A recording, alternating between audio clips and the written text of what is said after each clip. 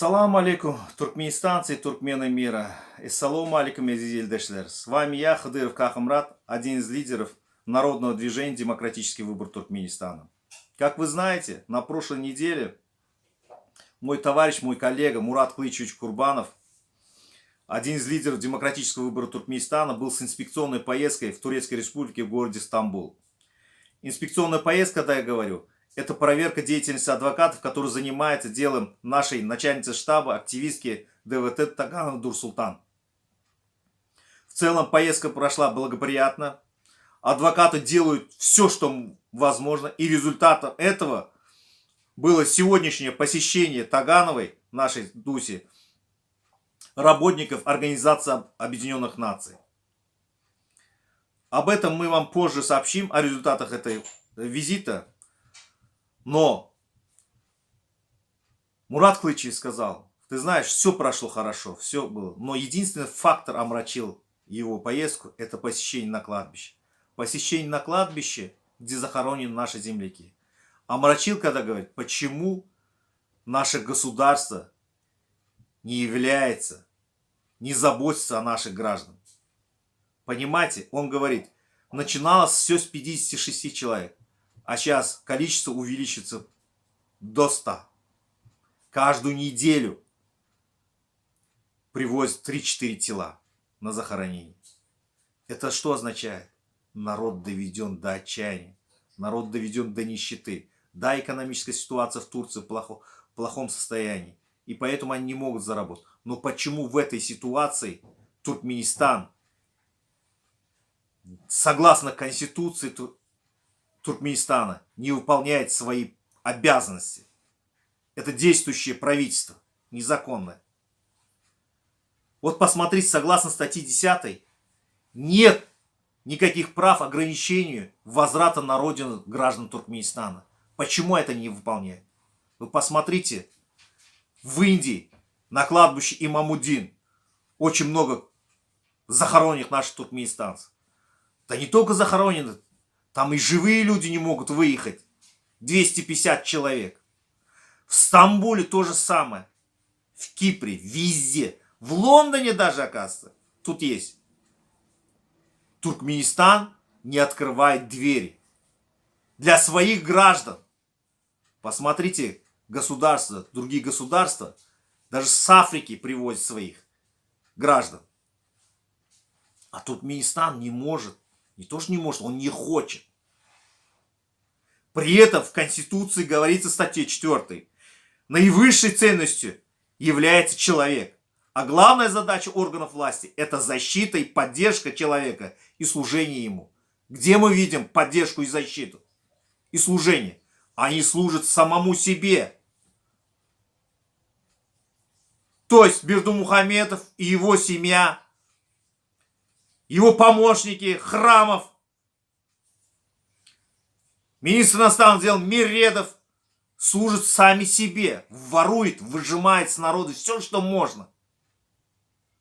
При этом требует с народа выполнения законов. К вам отправляет сотрудников полиции, говорит, вы согласно закону пришли. А почему народ Туркменистана не может требовать выполнения законов?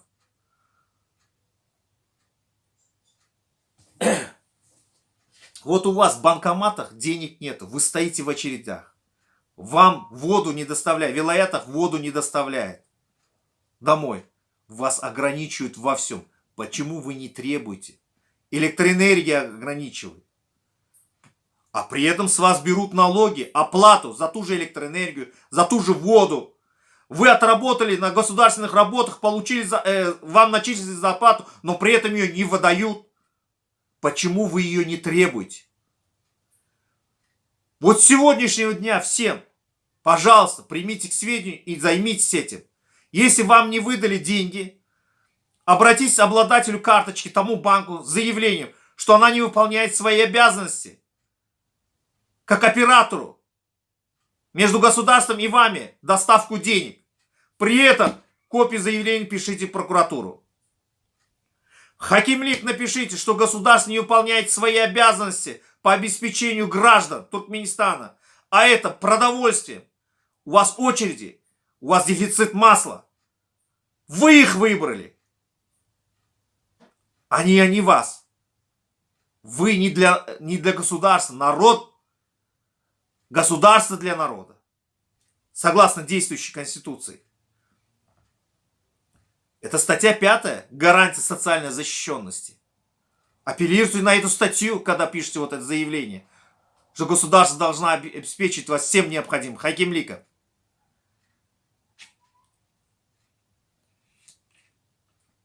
Когда я говорю это, я думаю, вы просто зададите себе вопрос, а нужно ли это государство вам? Вот с сегодняшнего дня вы задайте все вопросы себе, нужно ли это государство вам? Вернее, это правительство, не государство. У вас, согласно Конституции, статьи 42, свобода мысли и слова. Вы можете это использовать и написать это. Согласно статье 43, гарантия свободы собраний, митингов и демонстраций. Согласно статье 52, охрана здоровья. О каком здоровье у вас речь идет? Если вас не обеспечить необходимым хлебом, маслом, все, что необходимо для проживания человека, у вас даже для существования нет этого необходимости. Сегодняшний день, можно сказать, как существуете, это один из элементов геноцида. Вас ограничивают в продуктах.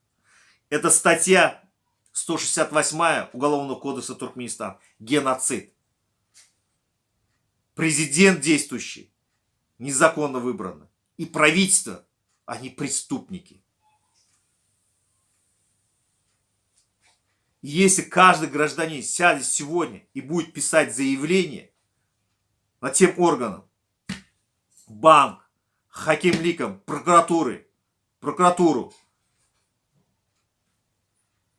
и другим организациям, эти органы власти задумаются и начнут что-то шевелиться. Уважаемые туркменистанцы, у вас есть право, согласно Конституции, на свободу выборов, на свободу собраний и митингов.